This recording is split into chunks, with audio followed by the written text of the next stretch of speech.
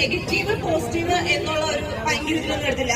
ഇപ്പൊ എന്നോട് ഗബ്രി ഒരു വട്ടം പറഞ്ഞൊരു കാര്യമാണ്, നിനക്ക് ഭയങ്കര പോസിറ്റിവിറ്റി എന്ന് പറഞ്ഞാൽ നീ ഒരുപാട് എന്താ പറയാ സന്തോഷിച്ച് ഭയങ്കര ഇതുവാവരുത്, എന്നാൽ നെഗറ്റീവ് ഉള്ളത് പറഞ്ഞ് ഡിപ്രസ് ആവുകയും ചെയ്യരുത്, ഗ്രൗണ്ടഡ് ആയിട്ട് എപ്പോഴും നിൽക്കാന്നുള്ളത്. സോ അത്ര ഒരു ഇതിലേ ഞാൻ എടുത്തിട്ടുള്ളൂ.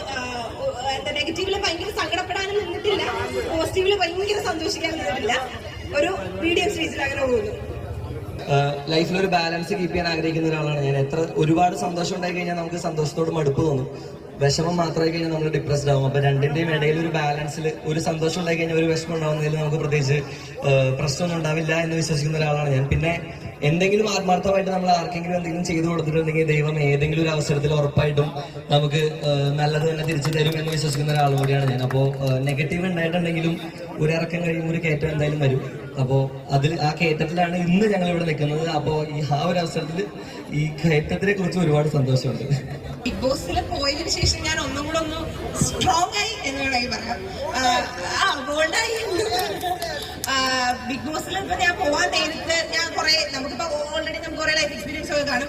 പക്ഷെ അവിടെ നമ്മൾ 3 മാസം നിൽക്കുന്ന നമ്മളൊരു ജീവിതത്തിൽ നമ്മൾ അനുഭവിക്കാവുന്ന എല്ലാ നല്ലതും ചീത്തയുമായിട്ടുള്ള കുറെ അനുഭവങ്ങൾ എനിക്ക് അവിടെ ഉണ്ടായിട്ടുണ്ട്. സോ ഞാൻ പുറത്തിറങ്ങിയപ്പോൾ അത്യാവശ്യം നല്ല രീതിയിൽ സ്ട്രോങ് ആയി, ബോൾഡായി, എല്ലാ കാര്യങ്ങളും ഒന്നും കൂടെ കൈകാര്യം ചെയ്യുന്നതിൽ കുറച്ചുകൂടി മെച്ചുവേർഡ് ആയിട്ടുണ്ട്. ബിഗ് ബോസിന്റെ ഒരു റീച്ച് എന്ന് പറയുന്നത് അൺബിലീവബിൾ ആണ്. ഇത് നമുക്ക് ഒരു നാട്ടുപുറത്തെ ചായക്കടയിൽ, അതായത് പാലക്കാട് ഏതെങ്കിലും ഒരു നാട്ടുപുറത്തെ ചായക്കടയിൽ മാസ്ക് വെച്ച് ഞാൻ അവിടെ പോയി ഇരുന്ന് കഴിഞ്ഞാലും ആൾക്കാർ തെരഞ്ഞു കണ്ടുപിടിച്ച് മനസ്സിലാക്കുന്ന രീതിയിൽ നമ്മുടെ മുഖം രജിസ്റ്ററായി, വോയിസ് രജിസ്റ്ററായി.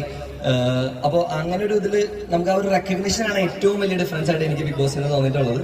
പിന്നെ കുറച്ച് പേര് സ്നേഹിച്ചെടുത്തപ്പോൾ ഒരുപാട് പേര് സ്നേഹിക്കാനും, കുറച്ച് പേര് കല്ലെറിഞ്ഞെടുത്തപ്പോൾ ഒരുപാട് പേര് കല്ലെറിയാനുണ്ട്. So that's the perks and downsides of the. അപ്പോൾ അങ്ങനെ കാത്തിരുന്ന് കിട്ടിയ ഒരു സാധനമായിരുന്നു റീ എൻട്രി.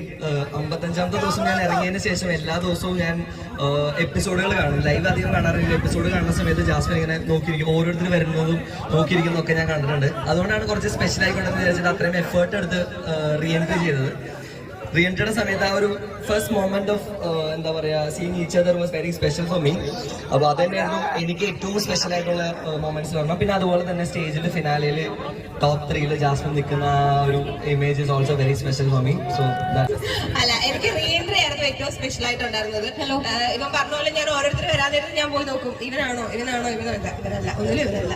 പിന്നെ രാവിലെ ഞാൻ ഉറപ്പ് എണ്ണിച്ച് വന്ന് പെട്ടെന്ന് ഇവരെ കണ്ടപ്പോൾ ഞാൻ ഷോക്കായി പോയി. അതായിരുന്നു ഏറ്റവും സ്പെഷ്യൽ. സന്തോഷം. നമുക്ക് ആരുമില്ല എന്നൊരു സിറ്റുവേഷൻ ആയിരുന്നു എനിക്കത്. ഇവരില്ല, എല്ലാവരും പോയി നിന്നാ ഞാൻ പൊതുവെ തകർന്ന ഒരു സിറ്റുവേഷനിലാണ് ഫാമിലി ഉള്ളത്. അപ്പൊ എനിക്ക് എന്താ പറയാ, ഒരു 2% ചാർജ് ചെയ്യുന്ന ഒരാള് 100% ചാർജിലെത്തിയൊരു ഫീൽ ആയിരുന്നു ഫാമിലി.